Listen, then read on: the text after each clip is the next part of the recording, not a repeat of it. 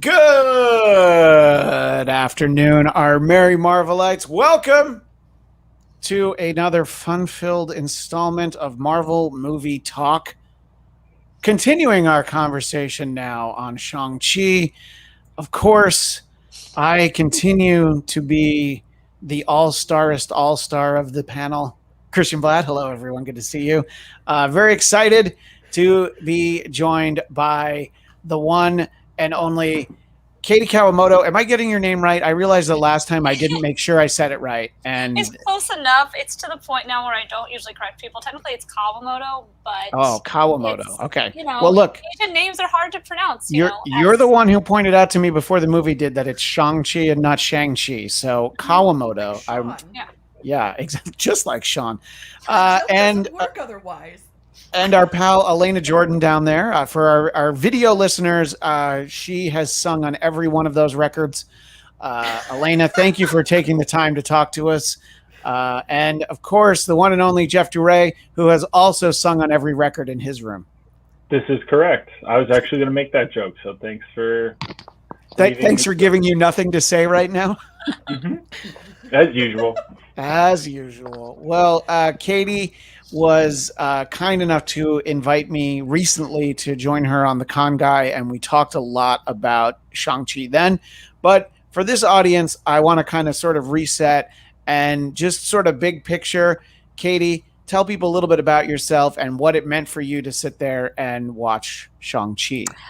All right, yeah. Hi. If you guys haven't seen The Con Guy or saw the other show that I did for Black Widow with Jeff and Christian, my name's Katie, aka I usually go by Katie Christine, but for this show we'll say my full name, which is Katie Kawamoto. I am half Japanese, half Caucasian.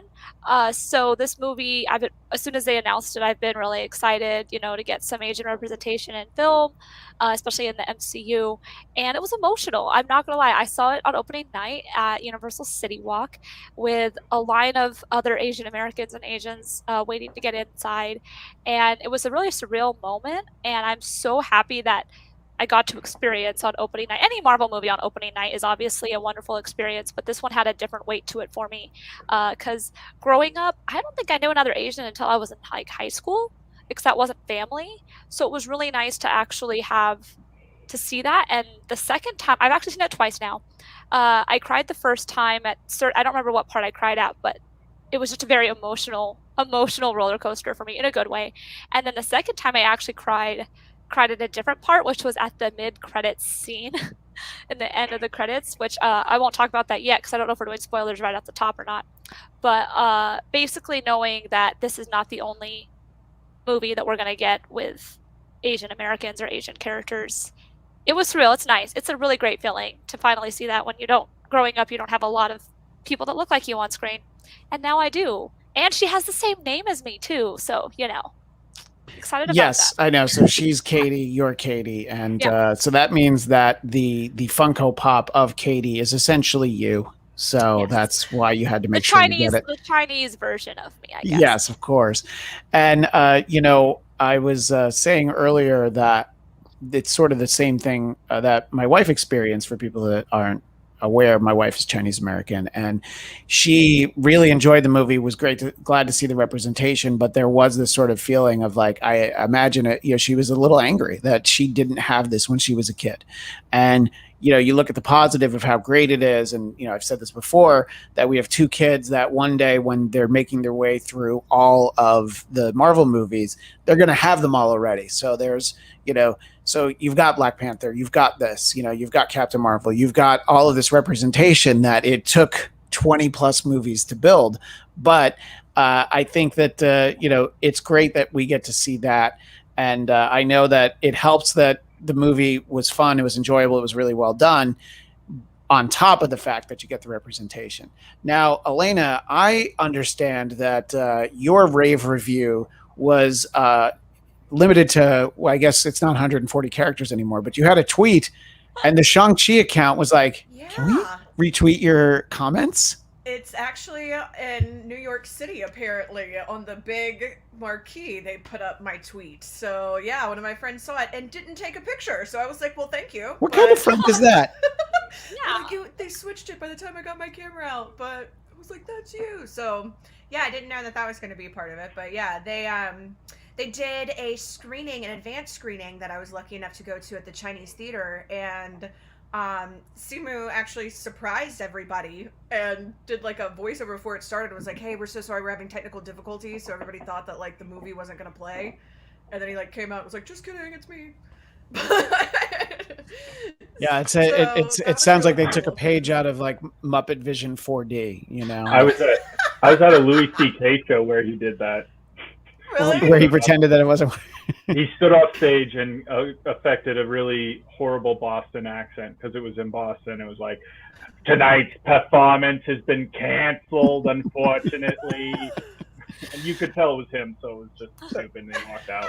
That's fun. Yeah, I like when people introduce themselves. So, but your tweet in particular, you were talking about just sort of how overwhelming the visuals were. So I want to kind of start with that seemed to be from, our limited interaction because you were one of the first people I knew who had also seen it, that was something that you were just really impressed by, right? Yeah, it was kind of, I mean, just the whole energy from it too, from being at, I'm sure you feel the same way, Katie, like the opening night screening, like being around like people who are hyped about this movie, who cannot wait, and then having it, introduced, so everybody's already like standing on their feet, like clapping and excited, and then the very beginning, like, oh my God, that opening sequence, I'm like, that from that second, I was hooked. Like, I mean, that was just one of the most beautiful. I could just watch the first like 15 minutes of Shang-Chi just over and over and over again, like just gorgeous. And I loved all of it. I know some people had issues with like the CGI in the third act, but I didn't at all, because to me it looked like I'm like, if you look at any of the, like, I don't want to spoil things, but any of the representation that you see of the creature that you see, it's done well. Like, Well, it's hard to say that without spoiling things, but the CGI I did not think was bad, and I thought the visuals through all of it was just absolutely stunning. The camera work was amazing. They had so many good visual jokes too, just in the way things were shot and the timing. Like, I just thought all of it was just perfection. I loved it. Well, I think that this would be a fine time to let everybody know that everybody that's watching, listening, wherever you're taking it in, that we are going to dive in on the full spoilers at this point, because Jeff Duray never met a spoiler that he didn't want to give away. It was like when he was a kid, it was like, oh, did you see My Girl? Oh, you mean the movie where Macaulay Culkin dies? And he also would... That's not what you call it? He also would refer to The Sixth Sense as the sixth Bruce Willis is a ghost the whole time sense. So we'll just make sure that we pull the Band-Aid away. And if you haven't seen it yet, you shouldn't be watching us. You should get out there and make sure that you see it while it's still in theaters. And I guess we're like, 35 days from when you can watch it in home. But Jeff, overall, also, I want to know your overall thoughts. Did you trek all the way out to the furniture store to see it, or did you just see it at a regular theater? Furniture stores still closed, unfortunately. Oh, boo! Yeah. Wicked lame, as they would say. That's a wicked bummer. Wicked bummer. But I went over to the theater to see it, of course.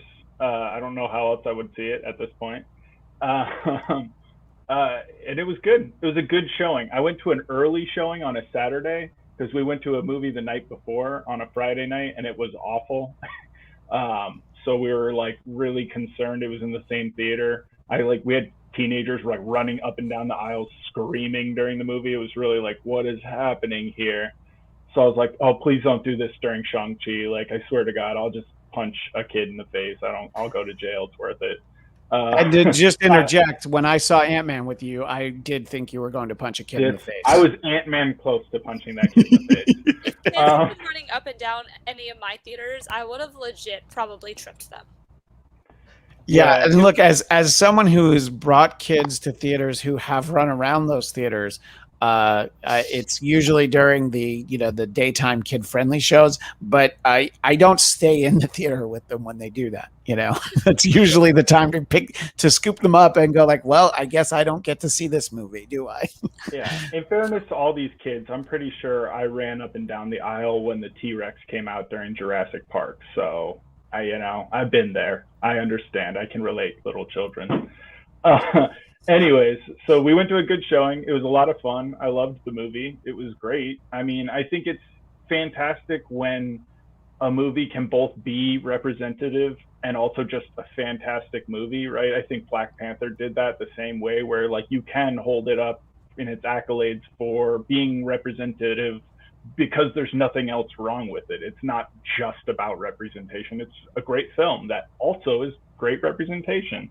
I thought this did that. I thought it's interesting how it didn't have to kind of connect to any of the other Marvel movies too much for me to just really dive into the mythos of this movie and enjoy this movie for what it was. And I'm really excited to see how it connects back to the rest of the Marvel universe as a whole. I mean, we got the little bits of him talking with Wong and the council of whoever, but I'm just saying, like, it's interesting to see because they specifically tell us no, they were not vibranium, which I think I was thinking the whole time that that's what they were, the 10 rings, obviously. And then you've got this whole like, okay, so how much older is it? Oh, there's also totally a realm of mythical creatures that's also on Earth that also has all this other shit going on. I'm like, fantastic. This is just, keep opening up more possibilities. It's only going to make the cinematic universe more interesting. Yeah, and I've put this out there before that my thinking in terms of the age of the rings and the weird origin of them will tie into Eternals because of how many thousands of years they've been here, the deviants being the aliens, and that's just a theory. It's just the theory that I have. Katie, one of the things that's already come up in this conversation, and when we spoke about it previously, there was this concern that some people had. I guess in some cases it was a complaint about the third act and about the dragons and the CG and, the water dragon. And, some people even said that it could be a little hard to follow at times. But I thought that in the time since then, I had seen some comments about how that part of the story is just very representative of Chinese storytelling, and how that it's a part of the folklore, to have these sort of beings in there. And I always felt, though, that was important because this is a guy who is really good at hand-to-hand combat. And yes, he has these magical rings. But before you get him to that point, it's like, well, he doesn't even have the same gimmick as Hawkeye. It's almost like, how is he going to be able to work with the Avengers and try and combat some of these huge, otherworldly threats? Well, he's beaten a dragon, a crazy, monster dragon. And he's got a dragon who's a best friend too. Well, not best friend. Katie's a best friend. But like number 2 is that dragon. Well, she was Raya, so it's pretty much the same. It's true. I know. I did notice that. She is Raya. She was a dragon in Raya. Yeah, she was the dragon in Raya. But so, and look, it's, people walk out of a movie, whatever they like, whatever they don't like. There's nothing to be said about people who feel that way, but it just became such a part of the narrative. I thought it was worth addressing at this point that it's not just this, it went off the rails in the third act. Talk a little bit about the inclusion of really this mythology to it. Yeah, I think, I personally get a little tired of people critiquing a movie for the CGI. Unless it's distractingly bad. I don't like that argument anyway, because it's like, oh yeah, they can get a real dragon. Like, no, it's gonna be CG. Like, just kind of accept it. And yeah, did you see the Never-Ending Story? Okay, that wasn't CG. It's funny you say that because when I saw it the second time, I went to a private screening that my buddy Ben and his wife set up. And I think while that part was happening, he was like, okay, Never-Ending Story. And so it was funny that you say that because you said that when we were watching it. But it's a mythological creature. But I think that is actually one of the parts where I got emotional the first time I saw it because I was like, it's a dragon. It's a dragon. Like, you need a dragon in a movie that is so rich in Chinese culture. And not only that, it is the Chinese stylized version of a dragon. We're not getting the Game of Thrones dragon where they have the big wings. It's just the ones that float in the air, and they're almost like a flying snake. So I really enjoyed that. And with that much movement for a dragon, how do you not have a little bit movie CG? But at the end of the day, I go, listen, I can't do CGI better. Most people who are saying it's bad CGI can't do better. So just let it be and enjoy the majestic beauty of the fact that he is riding a dragon and killing a dragon. And it's sticking with this culture that they kind of set up, this world. That world in general that they go to is so beautiful. When you get that first shot and you're seeing the nine tails. Yeah, I keep saying nine tails because that's what it looked like. So it's like you're seeing this world where there's all these other fantastical creatures, and you're mad about the CGI for a dragon? Like, Yeah. it's just kind of silly to me. Yeah, and I feel like if you're going to complain about CGI, it shouldn't be in movies that are made in 2021. You know, like older generations of CGI. Although I think Terminator 2 still looks pretty great, but in general, like you can see stuff and you go like, "Oof, they should probably take another pass at that." But in terms of the specifics, I wanted to give credit to the person whose tweet was the one that really just kind of put this in my head, and his name is Andres Cabrera. Somebody else I know had retweeted this, and what Andre says is, "I've seen a lot of Shang-Chi's third act CGI criticism. I get it; the MCU formula feels present, but the same as any other MCU movie take is off." Everything CG felt intentional. It was enriched with Chinese mythology. The cultural references made it stand out from any other MCU. And I did know people that basically they said that's what made it feel like any other movie. And I think that, you know, there is an element of you need to raise the stakes for future movies. But at the same time, this was the story that they set out to tell. And I don't know, I feel like I also watching it, I'm like, this is all really cool. You know, I mean, look, we know bad CGI when we see it. We know when somebody has, you know, cut corners on their 3D conversion and, you know, all the different ways when you see when a movie was rushed. And I don't know, I didn't feel any of that. And Elena, I always look at your name and I know it's spelled Alana, but I know your name's Elena. Elena, just talk a little bit about sort of those sequences and you know, I know you referenced it before, but that was when you weren't sure if we could use the word dragon, and we are using the word dragon. They're dragons.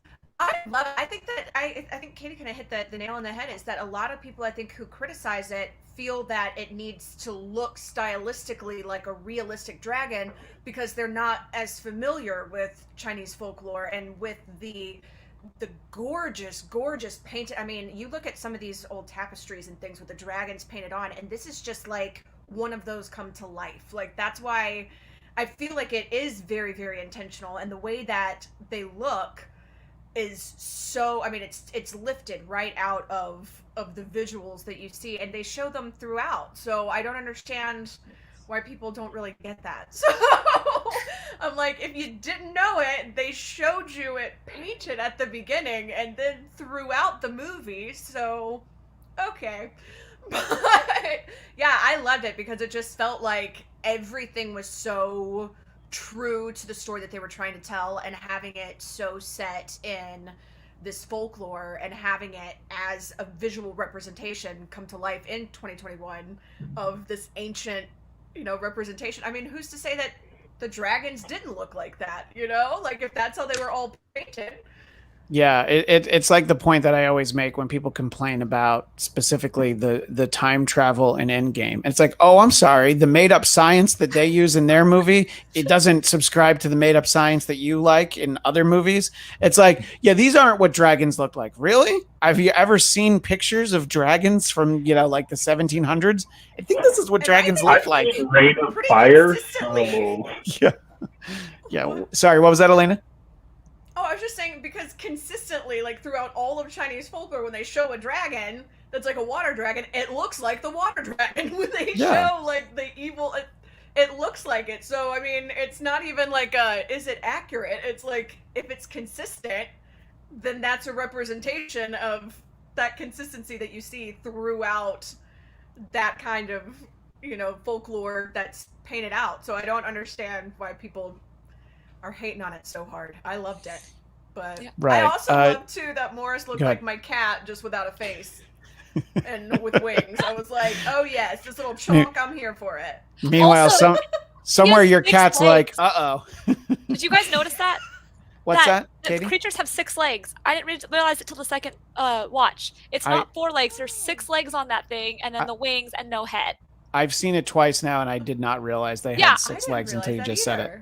Yeah, I just so when knew you that they guys- were adorable. And when are Disney putting those in stores? Because it's already not in stores, and I feel like it's taking too long. Box Lunch had a shirt with that creature on it, with Morris on it. Okay. And I was like, okay, all right, see, you're doing it. But also, to echo off of what I was saying too, though, is that when the people are talking about CGI, in that last third act, when Shang is going against the dragon and he's doing the air bending and water bending thing, you know, above the sky, I'm just here thinking, this whole third act is way better than all of Aquaman. I mean, I don't know. I mean, don't you miss Patrick Wilson's clunky dialogue? I mean, there's something missing, you know? And I don't know. Look, I won't be able to see Amber Heard in a movie without thinking about Johnny Depp and what she allegedly left in his bed for him. So, yeah, Aquaman's already sort of floated out of my mind. Thank you. Well, how could you not think about that in Atlantis? Like, where do their BMs go? I'm so glad you said BM because it's somehow funnier than poop. Jeff, let's talk about, you know, so we're focused on, so, you know, we've been talking a little bit about some of the otherworldly stuff, and look, I thought it all looked cool. Yeah, go ahead. I want to be, you know, devil's advocate on why they could have done a better job with the dragon. If they did a sweeted version like Be Kind Rewind with a Chinese luck dragon and just people running around with a paper dragon on them, I would have thought that was better.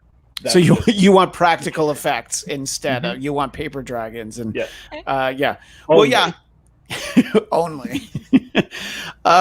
Let's talk a little bit about one of the things that seemed to universally have the best endorsement from the movie, and that is the land-based fight sequences, specifically the bus, the side of the building.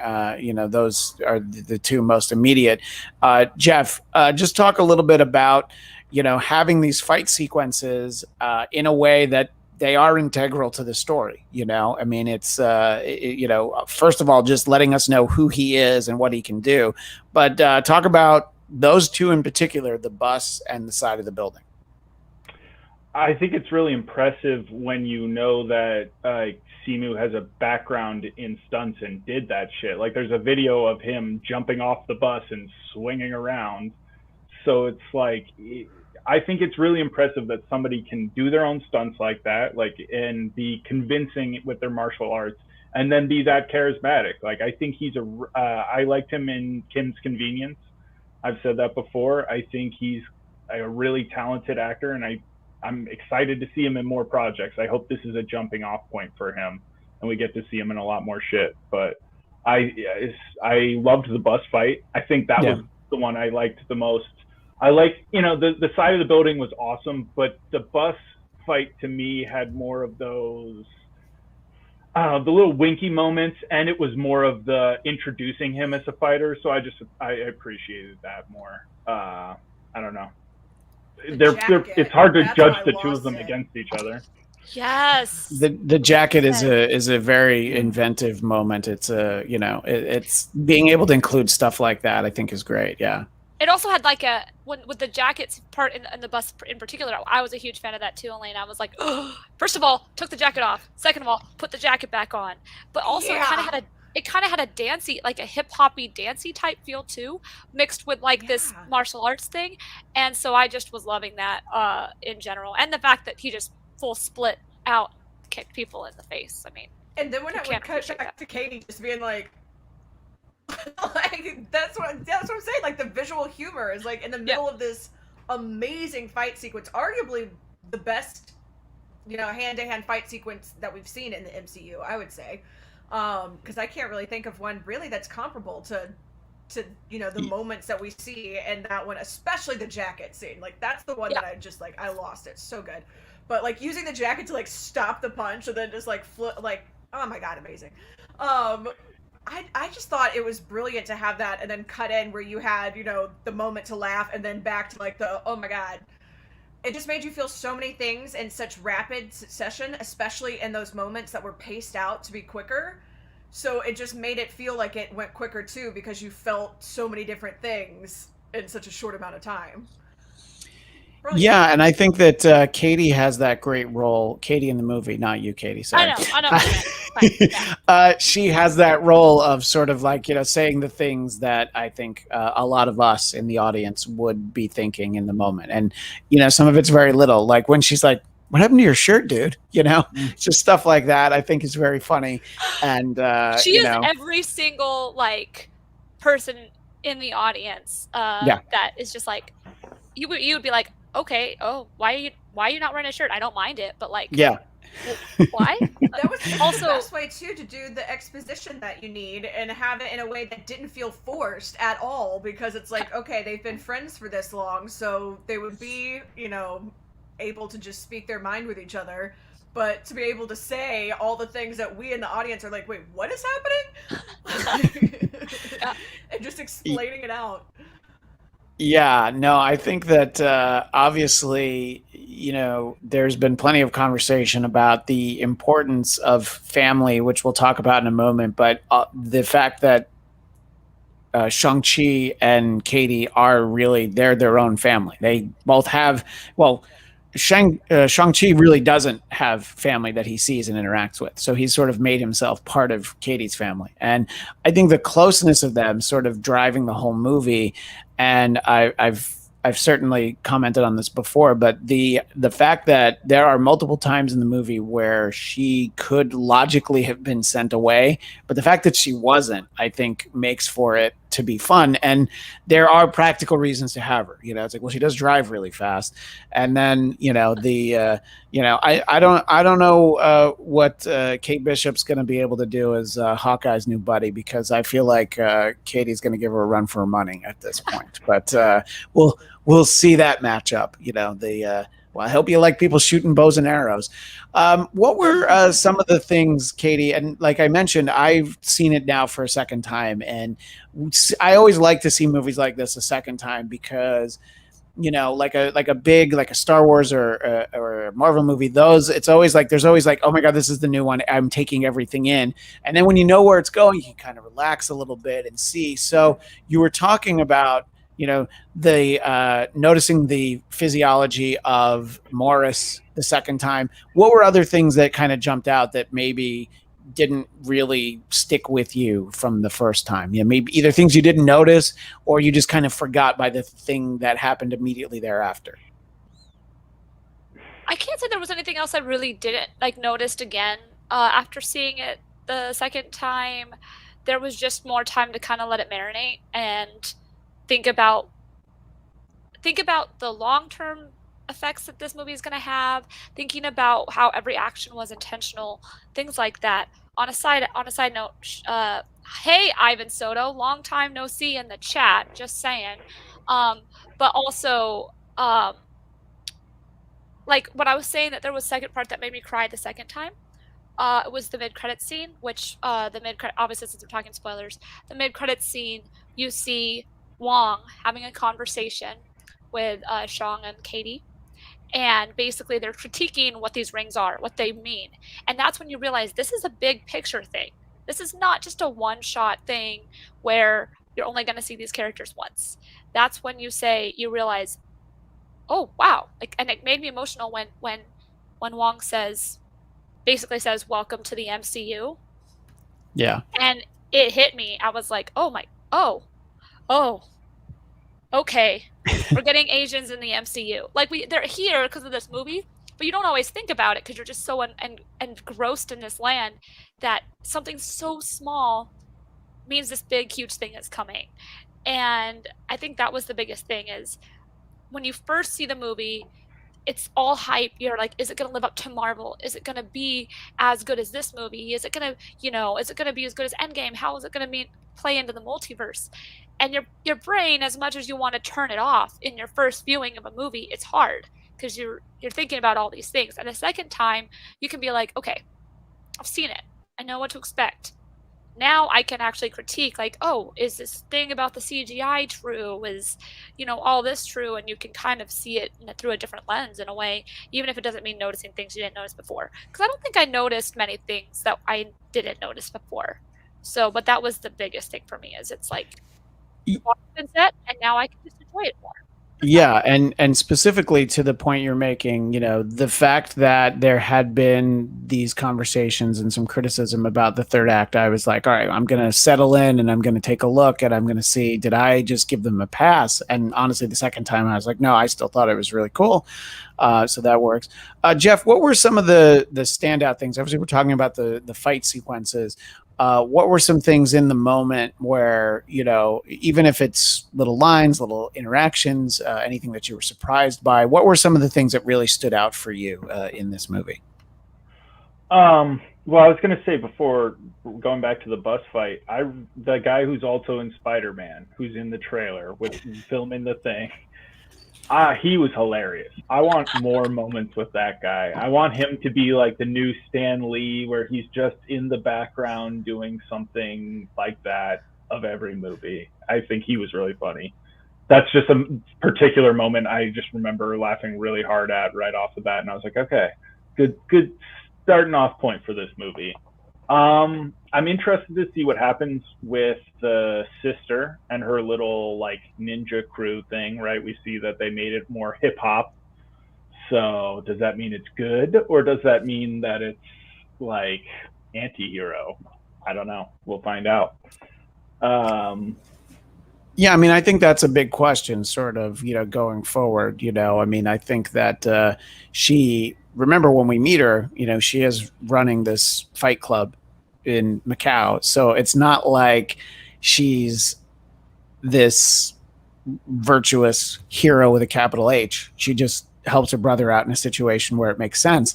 But that doesn't also mean that all of a sudden now she's going to be, crime boss. I think it's somewhere in the middle. But I think it does definitely open a lot of possibilities, and there's definitely some conversation about this in the chat. Let me just throw this in before I go to Elena. Daniel says we don't know what she'll make the 10 rings into yet. At most, I think she'll be an anti-hero. It's entirely possible, But what were you going to say, Elena? Wasn't she supposed to go and be shutting down the whole thing, not like rebuilding it and making herself in charge, sitting like in a throne of like in super power pose? Like, doesn't that kind of let us know that? Yeah. Okay. So she told her brother one thing, and she's doing another. Yeah. So all right. So to your point, that's like being the producer in charge of finding the new Jeopardy host and naming yourself the Jeopardy host, or being in charge of like, you need to find a vice presidential candidate. How about me? So yes, there are definitely some moments where you're like, okay, yeah, maybe that isn't what she's going to do, but I think she saw this as like, I've already got my own operation, so why don't we consolidate my business with the family business? And I'm sorry, go ahead, Jeff. I was going to say, it seemed like her first priority was having the girls practicing with the boys, right? Because that's the first thing that we see as we pull out from her little throne room is the girls, and then we see they're across from the guys. So it's like, great, everybody's learning fighting together, and then it's like kung fu, hip hop place. So I don't know, I didn't get really bad vibes from it, but it just seems like it's like it feels like it's like, how could you say that they're any better or worse than Shield? It's not like Shield ever seemed like they were really all that good. Yeah, no, I think that it is a great point, but to Elena's point, that you're getting the impression when we cut to that it's like, oh, she is doing something that she is not supposed to be doing. And in terms of people who are usually doing what they're not supposed to be doing, I'd like to bring to the conversation now the one, the only, Zia Anderson, Zia Landerson, Bastille Day. Thank you for joining us here for some Marvel movie talk on the Blattcast Entertainment Network. Hi. Zia, how are you? I'm good. You're all so small on my phone. I've never actually done this on my phone. Well, it's terrible. If you hold it this way, it looks better, actually. I'm not holding it. I have a little. There we go. Yeah. So there we are, Oh, that's and better. we appreciate you being here. And we're just sort of going around talking in generalities. People obviously like hearing from you, except for one person in the chat, but everybody else likes hearing from you. So what we want to know is just sort of overall what you thought of the movie, and just a couple of the things that really stood out for you, Zia. So I really liked it. I enjoyed this movie a lot. I thought they did a really good job. And one of the things that stood out to me, which is really important in a movie like this, as Christian and I know from a show that we did like more than other people, but it had its problems, Iron Fist. Correct. Choreography is really, really important. And they nailed that. They did a really good job with choreography. And that's kind of the one thing that I was hoping for that they would do well, and they did. So for me, they hit that point really well. So I enjoyed that a lot. And I like the characters. I like the guy who played Shang-Chi, Simu Liu. Got a little bit of a crush on him. My God, he's cute. It's just he did a really good job. But by the way, we were talking before when he popped that shirt off, I was like, all right, hey, wait, whoa, Yeah. hold on now. Yeah. Okay? Everybody just calm down. There was a collective gasp from the women and some men in the theaters when that Just happened. a few. Yeah, it's fine. Yeah, just a few. Yeah. And Aquafina was good. The characters were good. The story was good. It was one of those stories. And I really like, people have talked about this before, and I really like when you have something of a sympathetic villain, which Shang-Chi's father, they kind of gave you that. And so it's one that you're kind of like, oh, I feel a little bit bad for him. Oh, he's still an asshole, but I feel a little bit bad for him. And it's one of those things that they did that really well too. And the story was fun. And I wish we got more actual martial arts. Like the fantastic CGI part was cool too. I enjoyed it. But if we could have gotten a little more martial arts in the second half of the movie, I would have been pretty happy. But all in all, I thought it was a great time. I really enjoyed it. Yeah, and I think that you have these great set pieces, these great fight sequences, and yes, there's dragons and water dragons and whatnot. Dragons. But at the heart of it, we were talking about there is this relationship between Shang and Katie, that closeness that they have. But there's also the importance of family, which we're also talking about. And let's talk a little bit about his father and how he. We've said before that the best villains are the ones where you're like, oh, you know what they think kind of makes sense. It kind of makes sense. Whoa, you went a little too far, but like you can see the reasons. Like he tried to give it all up, and then his wife got killed. So then he's like, all right, so then I'm going to turn into this kid, and then he thinks she's calling to him. So he's just kind of blinded by the idea of like, I don't believe anything that they're saying. Like, how could there possibly be this beast behind these walls? It's going to have to be my wife, who has been dead for some time. But let's everybody spend a couple minutes talking about sort of that in terms of the role that his father plays. Let's have you go first, Alana. Oh yeah, I love that they have the father as the villain, because I feel like kind of what we were talking about before, talking about the sister, like what is that going to be?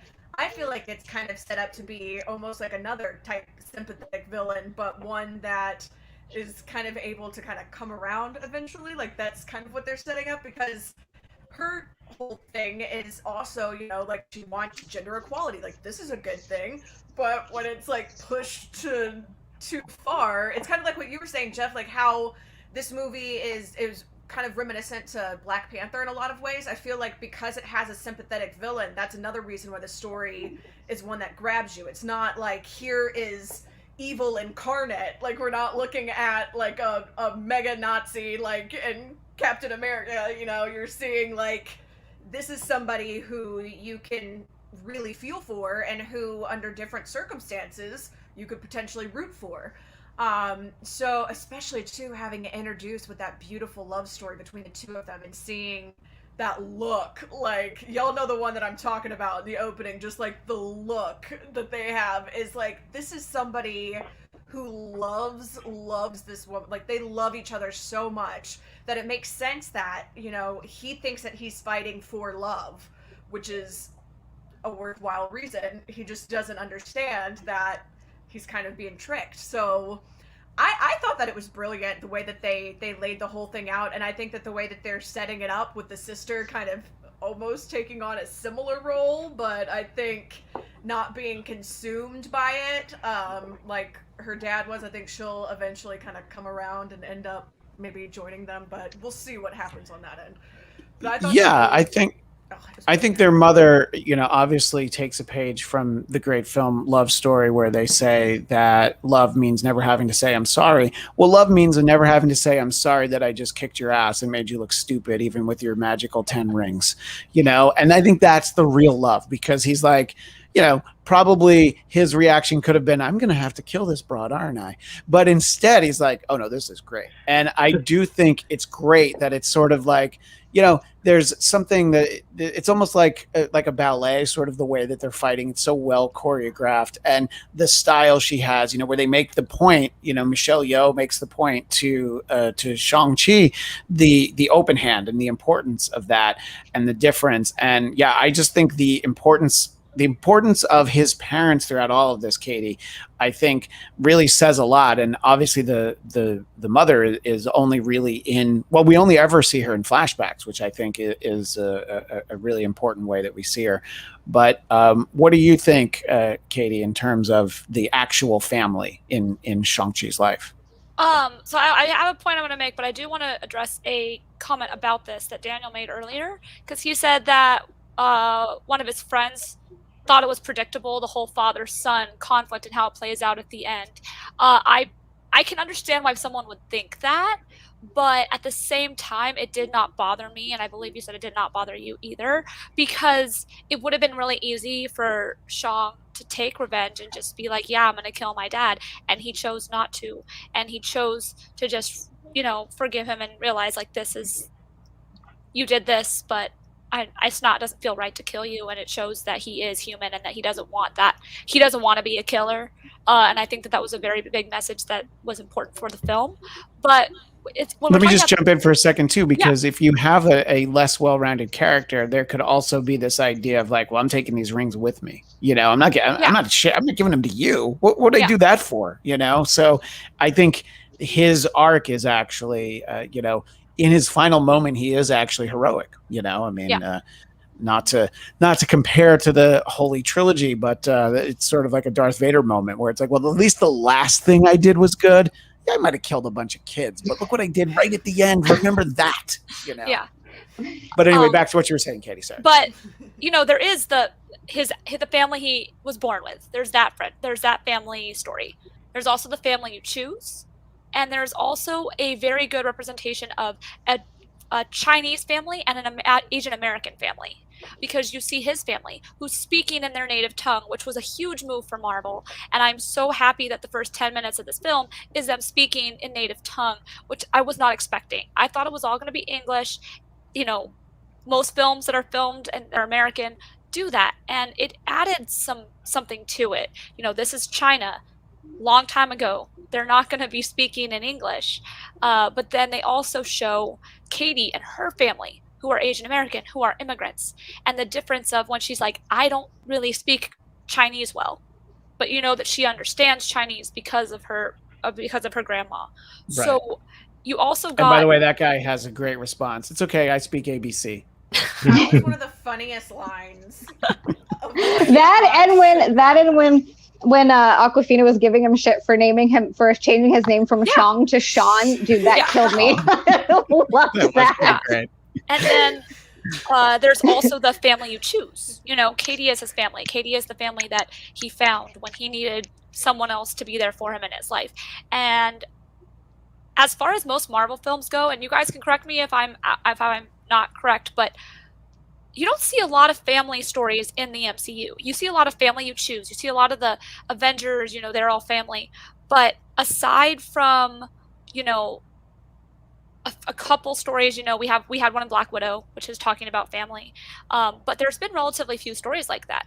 And so it's nice to actually see something that's not just, okay, we're all kind of messed up. We all have family, dad issues. And to break that down, especially when in so many people's life, family is a big deal to everybody, whether we want it to be or not. And I think that's why it makes it relatable. So that's why I appreciated how much time they put how much emphasis they put on family. So Yeah, Kemi Egan in the chat. Tony Leung's character had a redeeming quality, which was the love he had for his wife and children, but just his lust for power was all consuming. Yeah. What do you think, Jeff, about this sort of conversation about, when you have your villain, the comparison to Killmonger is a great one, where it's sort of like you can at least understand them, and I think that is something that we do get a lot in the MCU, and it was not necessarily prevalent even in superhero movies from, decades ago. I think it's interesting with the Mandarin because, I mean, look, we see Killmonger kill some people in the museum, but generally we get more of an impression that Killmonger's a killer than see him killing. I felt like we saw the dad, Mandarin, killing more, right? We saw him being straight up ruthless murderer more, but I also bought the idea that like his connection to the wife and therefore his children overpowered that, like that he was consumed by this lust for power, but that was the thing that broke him away, because it was through that crouching tiger fight that they did that it kind of changed the whole thing for him. Like all this power didn't have to just be about power for power's sake. Like it changed the meaning of what he was already trying to get anyways, right? And so again, I get how it might be trite to have father-son reconciliation, but what are you supposed to not have parent-child reconciliation? That's just, then you have no character development, and that's just a bad movie too. So I don't know, it made sense to me that the father was gonna let those things go and see again that it's like, look, the wife is still there in his children, and also that it made sense that when he was consumed by grief after she first died, that he just wanted to set the world on fire again. Like he had the power to do that. Why wouldn't he? Like everybody does their version of that when they go through grief like that consuming, right. I'm sure. Right. One of the other things I want to make sure that we address is, we've talked a lot about the representation on the screen, the Asian representation, but something that's come up in the past is just the really strong female representation throughout the entire film. I mean, starting with Katie and Michelle Yeoh's character, and again, the just sort of the power of Shang-Chi's mother and all that. Zia, talk a little bit about the ladies up on the screen. And no, you know what? I'm sorry. Jeff and I are going to mansplain it to all of you, and we'll tell you. No, Zia, tell us about the female representation in the movie. They did such a good job with the female representation. It wasn't really heavy-handed where they're like, look, strong women. And you're like, Jesus, I'm sorry. right. Does that remind you of a movie where maybe it wasn't done well? Yes, the female representation? Yes. Just a little bit.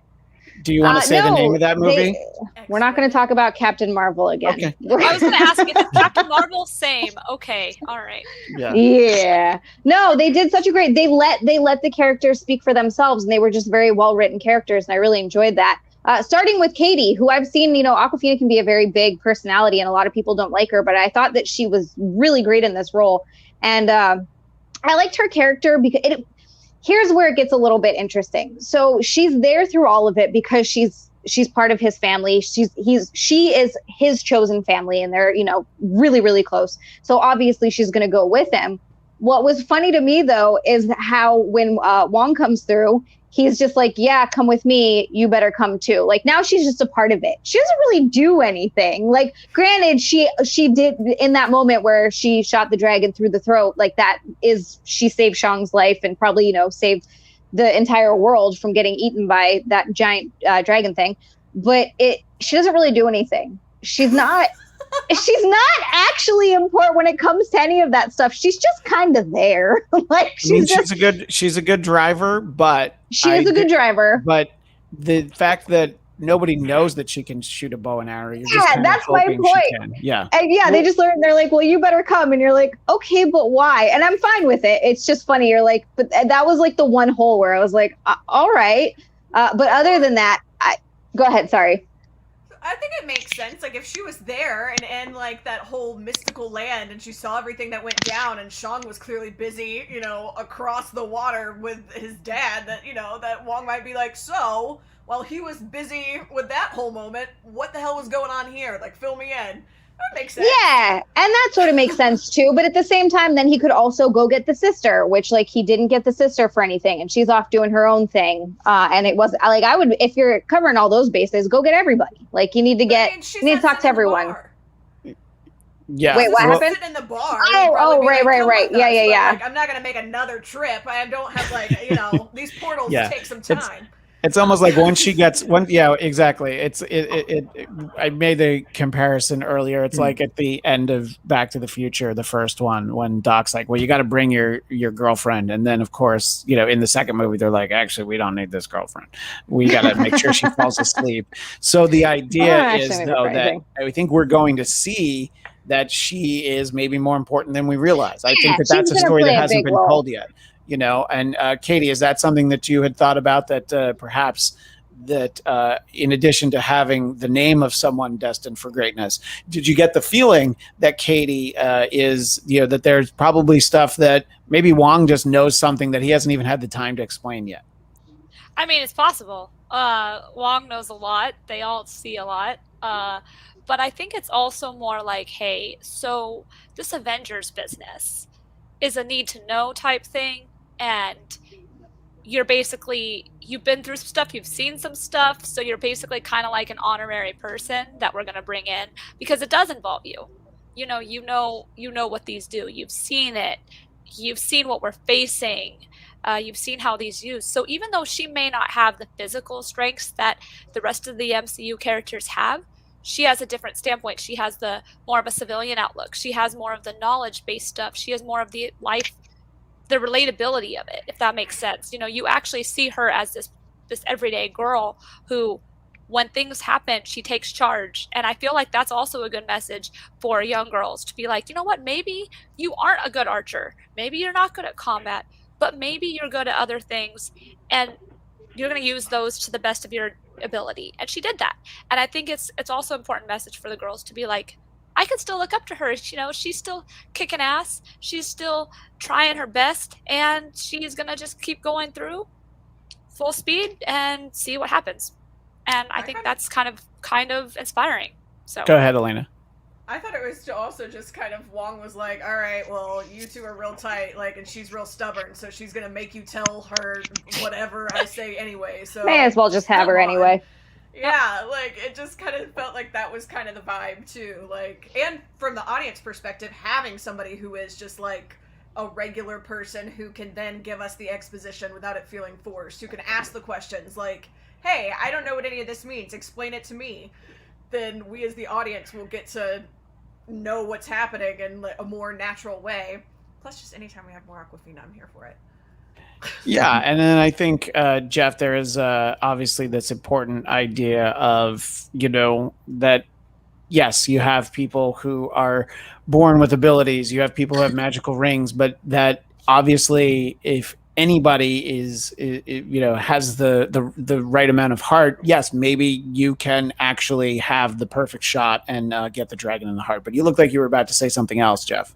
Well, actually, this whole thing reminded me of the one thing that annoyed me in the movie, and that was their stupid dinner conversation with their friend. See, I thought that was funny. Shit. I liked it too. No.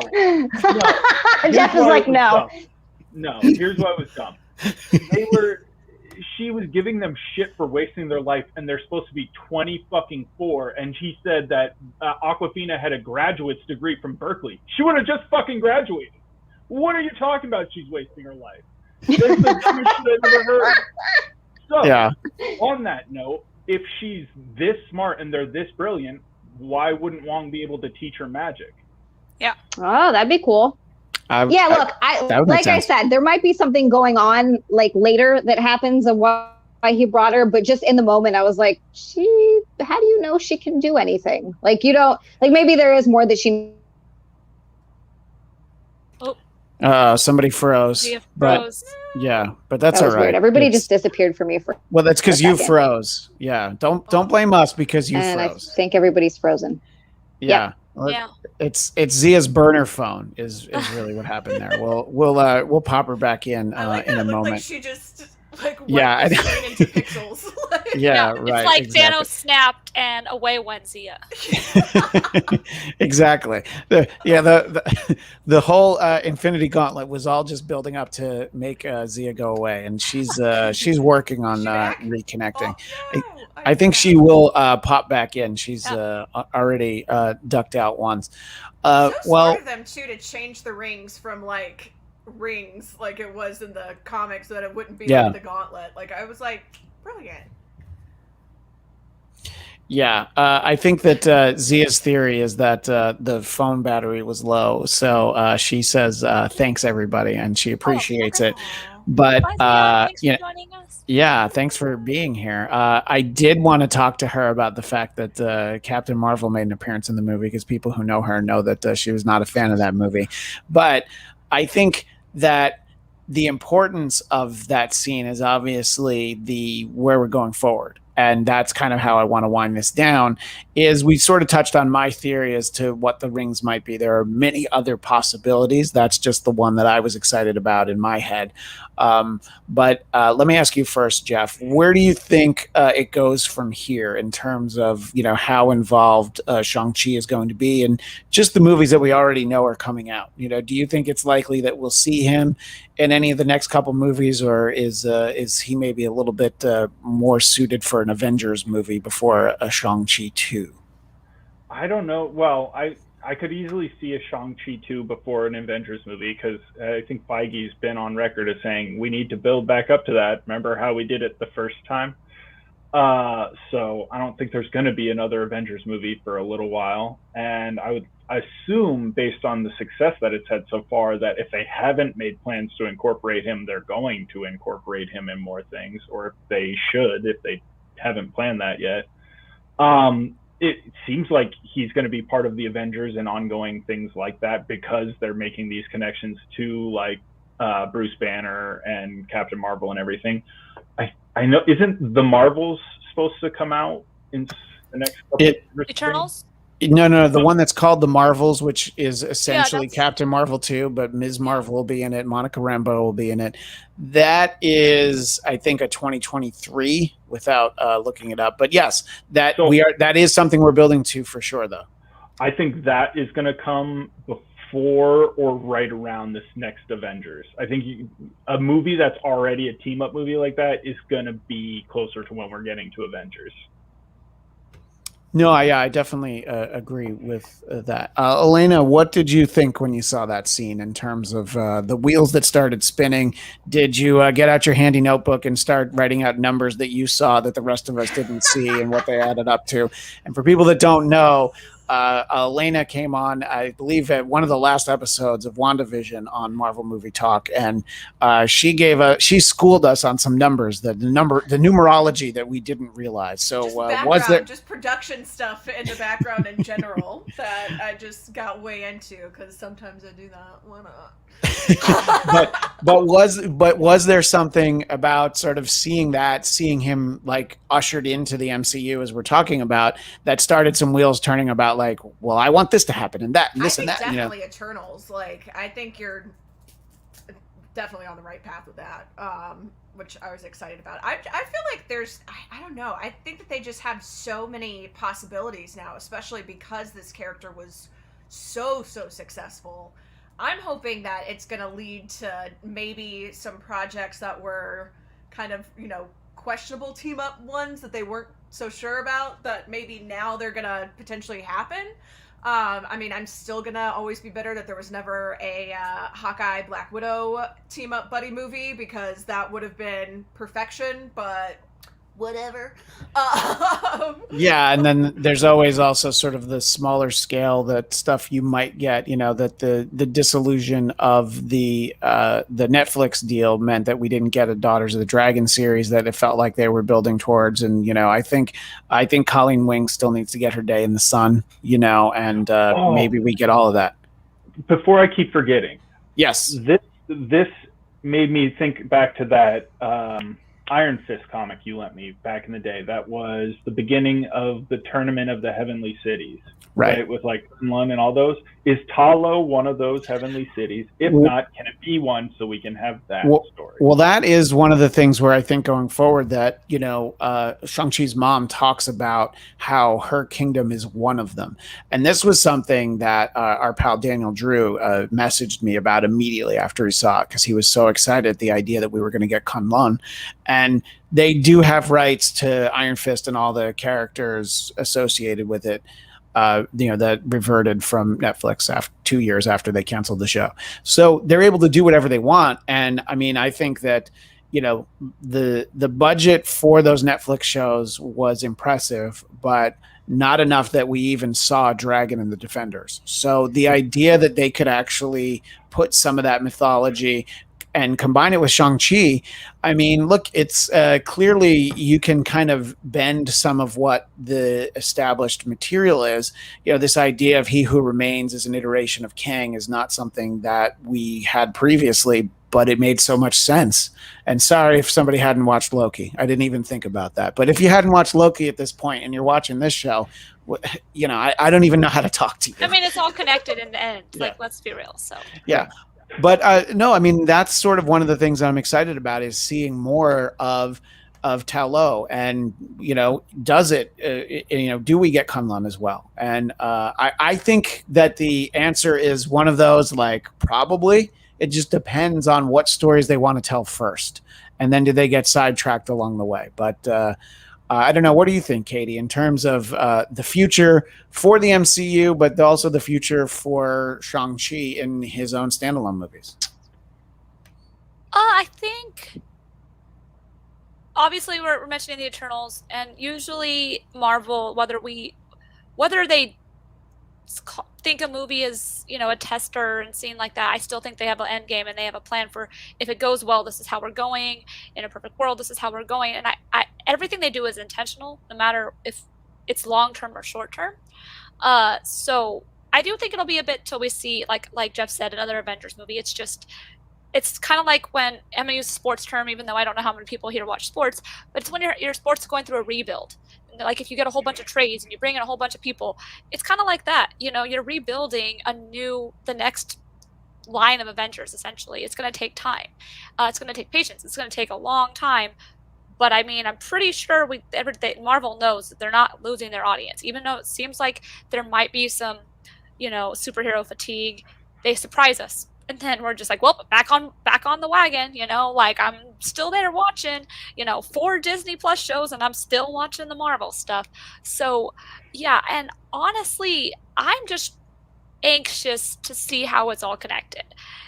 You know, ever since Loki, WandaVision, which I had thoughts on, but Loki came out and you're starting to see this multiverse open, and I am just like, sign me up. Let me see where this is going. How is the Fox and Marvel merger going to happen? And that's what I am waiting for. But I am hoping to see Shang-Chi along with Doctor Strange, because they're so similar, yet would complement each other. But I'm also just curious how that would work, because the way the rings work and the way that Doctor Strange's magic abilities work, there's lots of reminiscence and echoing of each other. And so I'm curious, you know, are we going to see Shang-Chi in the Multiverse of Madness, or are we going to see him later on down the line? Because, you know, he knows Wong. We know Wong is investigating these rings.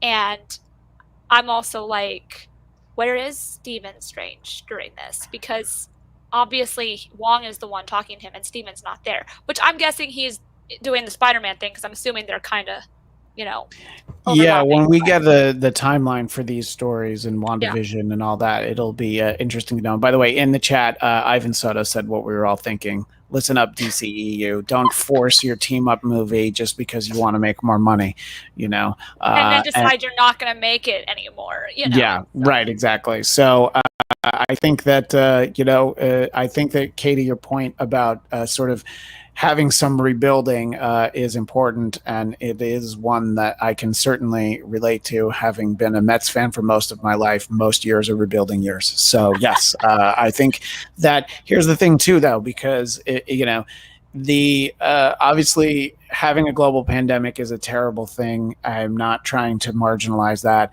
but in terms of the timing it came, I've said many times, imagine if it was between Infinity War and Endgame, and then it was like, oh, you're going to wait 2 years for that movie. Instead, it was like, oh, we're going to bring Marvel into your house. Is that going to be okay? We have these great shows that we thought you might check out, and then that's the thing where that's how you prevent the fatigue. Is you just make good content, and then it's like, oh, I don't want to see this, but everybody says it's good. Jeff, our mutual friend Will Sterling, who we do the Blackcast with, he tries very hard to not see any more Marvel movies because he felt like there were too many. But then it's always like, well, I'll see ones with Spider-Man in it. Well, I'll see a Captain America movie, and and then a Black Panther movie. So it's just like, yeah, as long as they put something out there that seems interesting, I think people are going to be excited. And even the people who maybe are like, I don't know, I think I'm over this. If they hear great things, it's going to be hard to stay away. And, people who saw that Spider-Man trailer, maybe they hadn't seen the last few MCU movies, but I'm going to bet that they're excited to see that. What are you about to say, Jeff? I'm going to say, look, I totally understand somebody saying that they don't have time for all the TV shows or like paying for extra services. You kind of don't have an excuse not to see the movies. At max, there's 4 movies a year. You're telling me you don't have 8 hours a year to watch a movie, to then be able to discuss these things knowledgeably with everyone else? Like, just stop. You definitely have that time. Watch the movies. You can watch them when they come out on video if you want. I don't care, but just don't say you're not going to watch them. Just don't ever watch it. Yeah. Yeah. If you watch them, there's no excuse not to watch them. Plus, if you skip that year's Fast and Furious movie, that's already 2 extra hours you've given yourself. Look, I'm just trying to help. All right, I'm not judging anybody. Anyway, I thought that this was a phenomenal entry in the MCU. It's a great character, and I'm excited to see him again, whenever that might be. I think it'll probably be soon. It probably would, if there is a connection to Eternals, it's probably like another end credits scene, but hopefully we'll know all that soon. And I was just glad that we were able to have a great big movie that we were able to go see in the theaters. I liked a lot about Black Widow, but it always had this sort of tinge to it because it was set in the past. And it was like, we know what happens to her, and this is like finally pushing the story forward in a big way, even though, up until the end credits, it's really, not interconnected. It's not such a huge part of the MCU. And I think that is what worked the first time when they built up phase 1. Did you have to see Captain America to see Thor? Did you have to see them in that order? It might have helped, but you also didn't have to, and so this is another one of those where it's that. And, if you see Eternals without having seen Shang-Chi, it's probably going to work. And then at some point it's like, yeah, but we got this other thing where you're probably going to want to catch up on all those. And I don't think that's great. Alana, I wanted to give you a chance for any sort of final thoughts about the movie, the future, anything, and then let people know where they can keep in touch with you. I just think the movie was awesome. I think everybody should go see it. Hopefully everybody who's listened to all of our spoilers this whole time has already seen it, but go see it again. And you guys can find me on Instagram at Alana J. Jordan and on Twitter at Alana Jordan, spelled A-L-A-N-A, like Alana, just to make Christian mess it up. And how many years have I known you, and I still can't say your name right? If it wasn't on the screen, I would say Alana. That's the difference, is that I'm looking at you and I'm like, well, it says Alana, so that must. Right, so maybe she was lying to me this whole time. And Katie Christine, where do people find you? You guys can find me across all social media at KT_Christine, including Twitch. Trying to be better at Twitch, but things happen, life happens. But if you like watching people get frustrated with video games, then come find me on Twitch. Also over at the Con Guys podcast, we usually have shows on Monday, but we've actually branched out and we're doing the Con Girls now, which is the female side of the Con Guy, where we talk about things from a female perspective, but not in ways that like hate on everything else and hate on men. I just want to make that clarifying. It's just the female perspective on things. So yeah, that's where you guys can find me at. Yeah, and there was a special Con Guys a couple weeks ago now where you and I were part of a conversation about Shang-Chi, so people can check that out. And I'm going to be very nice, even though she hung up on us. People can find Zia at Zia_land on Twitter and Instagram, and her Twitch is Zia Land, no underscore, and she can be found regularly on the Chip Chipperson podcast. Jeff, anything to say about that? It's not a real person, so. Not a real person, yes. She can be found regularly on the Chip Chipperson podcast, and it's Eric Nagel on iHeartRadio. So you can find her in all those places. And she's very proud of her OnlyFans, which is also Zealand. And I'm sure that a few of you in the chat have taken a peek over there. And best of all, her husband takes all the pictures. So, that seems to work for them. So you can find her in all those places. But somebody that's always very hard to find is Jeff Duray. I think that the only way that people will be able to find you is the next time you're on the Blackcast. I've got a new Twitter handle. It's POTUS. Just look me up. POTUS. That's me. I'm so slow. I'm like, wait, is he really starting? Oh, hot US. I'm so glad that you might have a couple of followers on there. And of course, you can find me at Christian DMZ. And if you enjoy Marvel Talk, you can find Marvel Movie Talk Wednesdays at 11 a.m. Pacific, 2 p.m. Eastern. We'll be talking about episode 6 of What If tomorrow, September 15th. If spoiler, if you haven't seen the graphics yet, it's a Killmonger episode, so I'm looking forward to that. I believe voiced by Michael B. Jordan, so I'm looking forward to that. And of course, we will talk about the Hawkeye trailer. You can find that. Just subscribe to the Blackcast YouTube channel, BLADTCAST. Thank you, everybody. We will see you next time. And as the great Stan Lee would say, Excelsior! Excelsior!